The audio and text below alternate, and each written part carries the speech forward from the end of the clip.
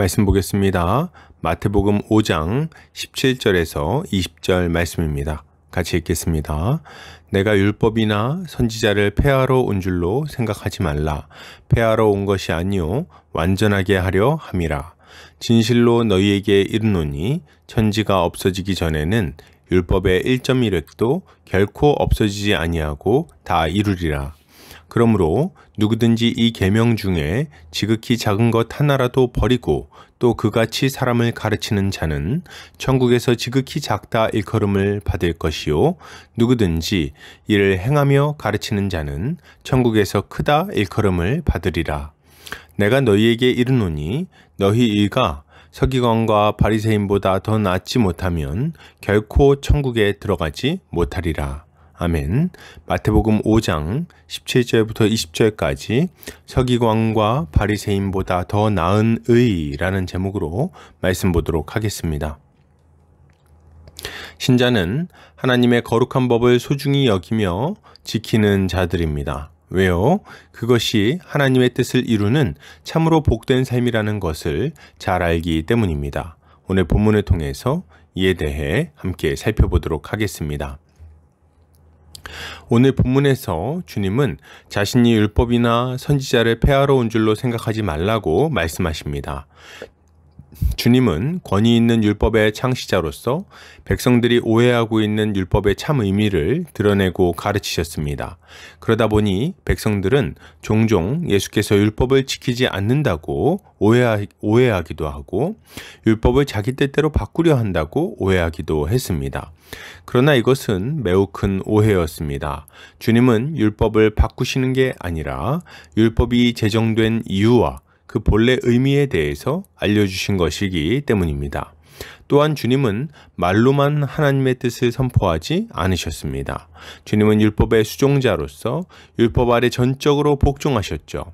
주님은 하나님 외에 다른 신을 섬기지 않으셨으며 우상을 만들지 않고 하나님을 참되게 예배했습니다.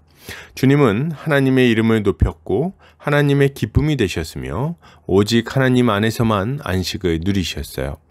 주님은 부모를 공경하셨고 권위자들을 인정하셨습니다. 또한 주님은 살인하지 않으셨고 미워하거나 증오하지 않으셨으며 음행에 빠지지도 않으셨습니다. 주님은 언제든지 어려운 이웃들을 도우셨으며 배고픈 이웃을 먹이셨고 병든 자를 치유하셨죠. 주님의 입에는 거짓이 없었습니다.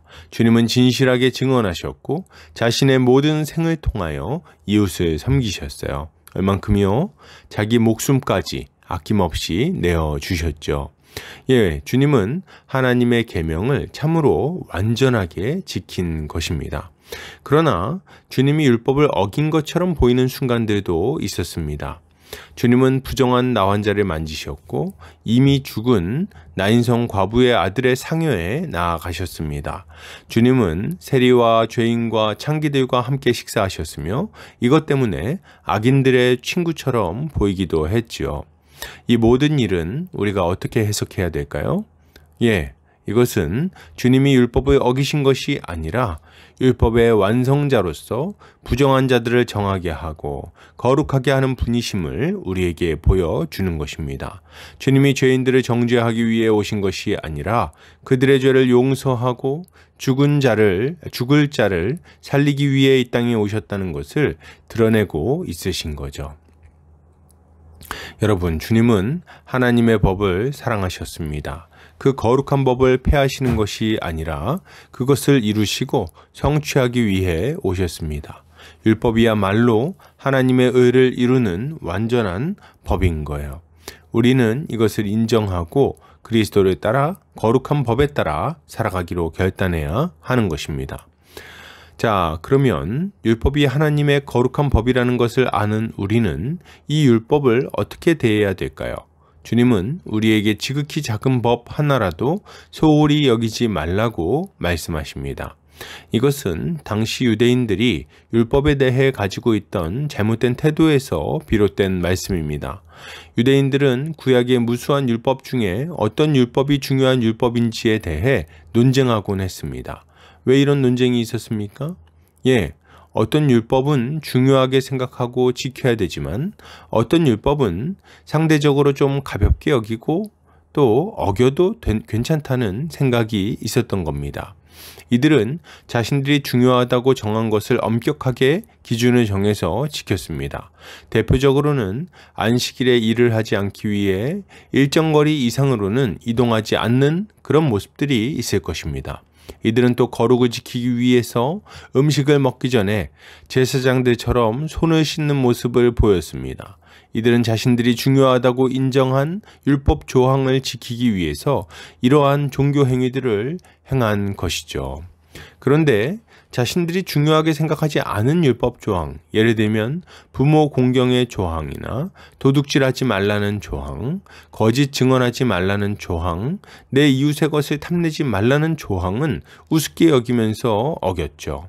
이들은 부모를 공경하지 않았고 과부의 가산을 삼켰으며 거짓 증인을 세워서 정치적 이득을 도모했습니다.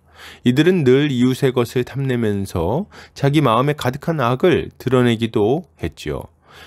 이렇게 이중적인 모습이 어디 있습니까? 주님은 이런 자들에게 모든 율법을 다 귀하게 여겨야 된다고 말씀하시는 거예요. 그러면 모든 율법을 다 귀하게 여기는 모습은 무엇을 말합니까? 지금도 문자 그대로 모든 율법 조항을 완벽하게 지켜야 된다는 말을 하시는 겁니까? 그러면 1년에 한 번 제사장에게 몸을 보여야 한다는 조항은 어떻게 지킵니까? 또 6월절 초막절은 어떻게 지키죠? 주님이 작은 계명이라도 지키라고 하신 것은 그 율법을 주신 하나님의 뜻을 이해하고 그 뜻에 합당하게 살아야 한다는 말을 하고 있는 것입니다. 모든 율법에는 하나님의 거룩한 뜻이 나타났어요. 그리고 그 모든 율법은 예수 그리스도 안에서 성취되었으며 그 본래의 의미가 드러났습니다. 이제 예수를 믿는 우리는 모든 말씀을 그리스도 안에서 해석하고 그 의미에 합당하게 살기로 결단해야 하는 거죠. 이때 우리가 주의해야 할 모습이 있습니다. 그것은 어떤 말씀은 중요하게 여기지만 어떤 말씀은 가볍게 여기는 모습일 거예요. 우리는 하나님의 가르침을 선택할 위치에 있지 않습니다. 그것이 큰 것이든 작은 것이든 마찬가지죠. 우리는 우리의 완악한 모습을 회개하고 주의 가르침에 언제든지 순종해야 하는 것입니다. 자, 그러면 우리는 이 중요한 율법을 어느 정도로 완벽하게 지켜야 될까요? 주님은 우리가 바리새인과 서기관보다 더 나은 의를 가져야 한다고 말씀하십니다. 사실 이것은 외적인 측면에서 볼 때 참 어려운 일이라고 할 수가 있습니다. 왜 그렇습니까? 율법을 지키기 위해서 움직일 거리를 정할 정도로 철저한 사람들보다 더 율법을 엄격하게 지키는 것은 참으로 불가능한 일이기 때문에 그렇습니다. 그러면 뭡니까? 우리는 어떻게 이들보다 더 나은 의를 가질 수 있는 거죠? 이것은 두 가지로 생각해 볼 수 있는데, 먼저는 모든 율법을 완전히 이루신 예수 그리스도를 믿음으로 그의 의를 받아야 된다는 말로 이해할 수 있습니다. 이사야 선지자는 우리의 의를 더러운 옷과 같다고 고백했습니다. 참으로 적절한 표현이죠. 우리가 아무리 열심히 산다고 한들 하나님 보시기에는 참으로 더러운 의라고 할 수밖에 없습니다.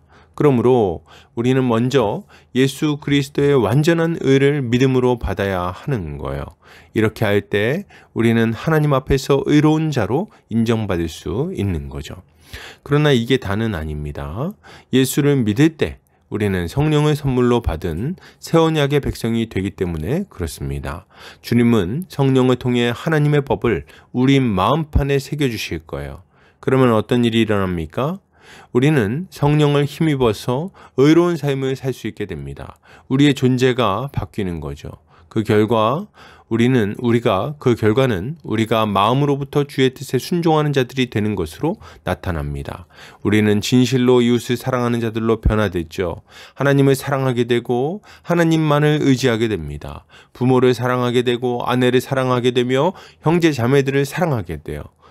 어떻게 하면 그들을 도울 수 있을지를 고민하는 자들로 변화되는 것입니다. 그러면 우리는 어떻게 살면 됩니까? 주님이 부어주시는 마음을 가지고 적극적으로 이웃을 사랑하면서 살면 됩니다. 이것이 바리새인과 서기관보다 더 나은 의를 갖게 되는 신자의 모습인 거예요. 결론을 드립니다. 여러분, 예수를 믿읍시다. 그가 이루신 그 완전한 의를 선물로 받읍시다. 그리고 성령을 힘입어 거룩한 법에 순종하는 삶을 살아갑시다. 이것이야말로 신자가 가져야 될 마땅한 모습일 것입니다. 오늘도 주님의 지혜로 승리하는 성도님들 되시기를 주의 이름으로 축복합니다.